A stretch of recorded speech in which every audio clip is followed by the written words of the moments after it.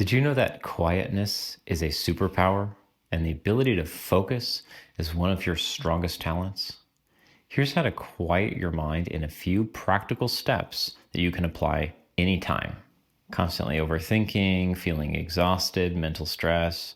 These things have a dramatic impact on not only our quality of life, but also our health, our mental resilience, our ability to be creative, so many other ways. By focusing the mind, you become a superpower and you become a superhero in your own life.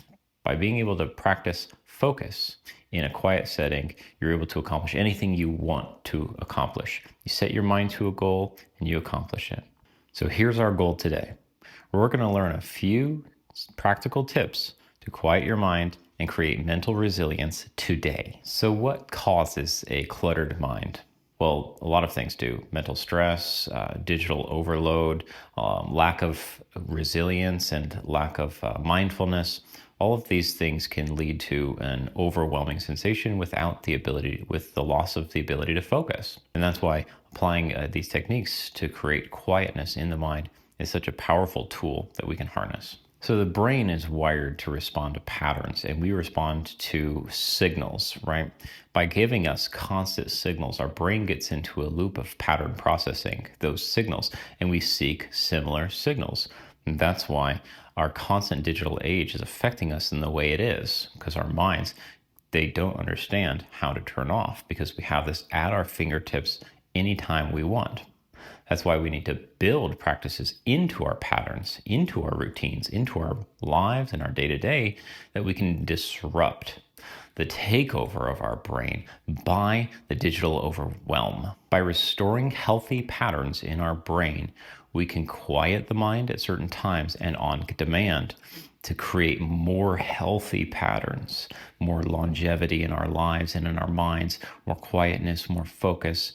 And by restoring these patterns in our mind, we're able to take back control and tune our minds to become a tool for us, a resource for us to use rather than being used. Here are practical techniques that you can use to quiet the mind. The first one, and my favorite, is breathing techniques. There are two methods that I applied here. First, the box method, where you take the same count, inhale, hold, exhale, hold, and it's the same counts. It could be 4, 5, or 6. Choose one that's comfortable for you. Next method is the 4-7-8 breathing method, where you take an inhale for 4 counts, sharp inhale, 4 counts, hold for 7, exhale slowly long on an 8 count. That's twice as long as the inhale. Another technique is mindful meditation. There are a lot of techniques that you can learn online, but a very simple practice for meditation would be to sit firmly with your feet on the floor and feel the way you're seated. That's my favorite and most easily accessible quick meditation exercise. Another technique is brain dumping or journaling, right, as it's commonly known. Write whatever's on your mind. Write it. I know you have a busy mind. You have a lot of thoughts racing through your mind. Try to let your hand keep up or match the pace of your thinking, and just scribble if you need to, because your mind is going to work a lot faster than your hands. But journaling is actually a proven technique of brain dumping and getting your thoughts out of your mind so that they're on paper, you can forget about them. Another really practical and powerful mindfulness technique is sensory observation. What are you hearing? What are you feeling? What are you seeing? Observe those things. Consciously take a second to actually spend time with those things that you're observing. This is actually one of the most powerful meditation techniques, and you can apply it just by focusing on what you can see, hear, smell, or look at. And finally, a guided visualization technique that I love to apply is to think about what you want, what objective you want to have as an outcome, and focus on that thing being a reality. What I like to do is live in a peaceful life. And so I imagine that I'm in the park, there are birds, there are trees, the sun is shining, the grass is green, my dogs are with me and they're running around playfully. This puts me instantly at ease. If I bring myself to that moment mentally, I can find peace. And with peace comes quietness, and with quietness comes focus and power. I would suggest that you use these techniques whenever you're inspired, or at least one time per week until you build a routine of using these techniques, and to use them all. Try them, find the one that works for you best.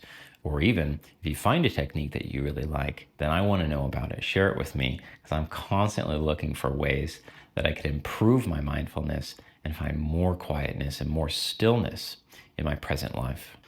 I bet you're already thinking while you're listening to those techniques that there's so many things that you can go wrong while you're doing it, or that why it won't work. Well, hear me out for a second.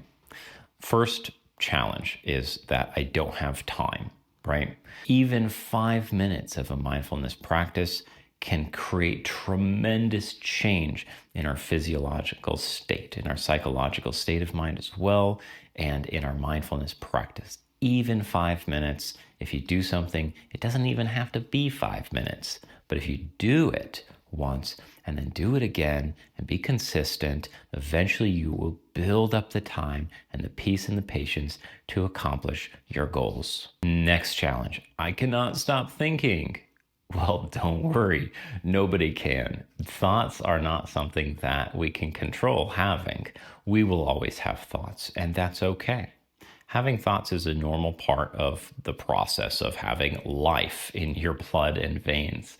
So be grateful that you can't stop thinking. The real trick and the real power is to treat thoughts like a river that flows. And I can dip my toes in the river and indulge in the thoughts that I'm having, but I don't have to. Thoughts will come and they will go, and I will let them pass without a second thought. Final challenge that I'm having is I get so bored when I'm meditating. The practice of meditation is not supposed to be boring, but it is supposed to create peace. Now, if you're finding that you're bored, change it up. Change the scenery, take a walk, take a trip to the park, right? Maybe do some exercises, something that will change the scenery, change the environment, bring your focus onto more things than just once, or more things than what you're currently focused on, right? Put your phone down, take a second to walk outside, take a breath of fresh air, right? Or look out the window and observe the trees as they're rustling.